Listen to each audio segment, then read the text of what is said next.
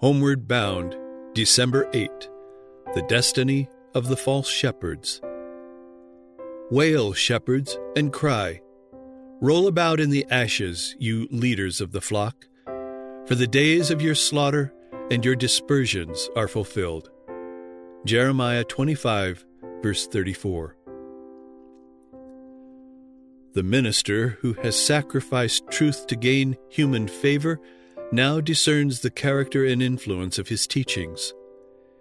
It is apparent that the omniscient eye was following him as he stood in the desk, as he walked the streets, as he mingled with others in the various scenes of life.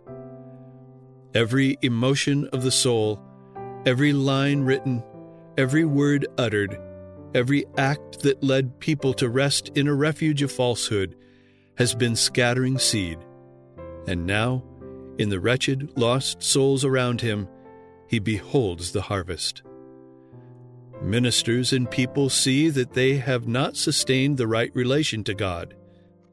They see that they have rebelled against the author of all just and righteous law.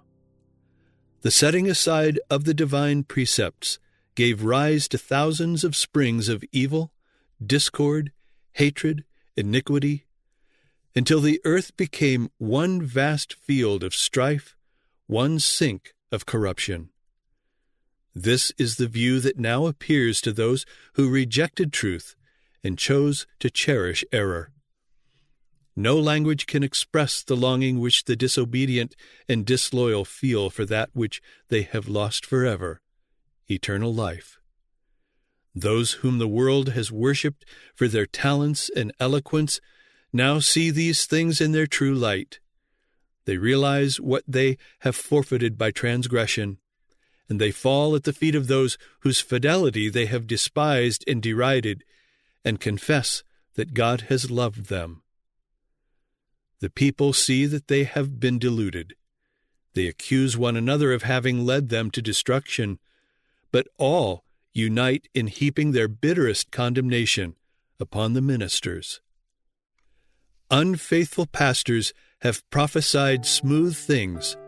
They have led their hearers to make void the law of God and to persecute those who would keep it holy.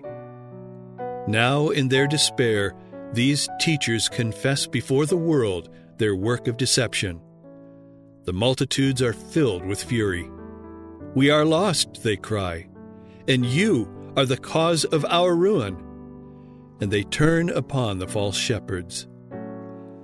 The very ones that once admired them most will pronounce the most dreadful curses upon them.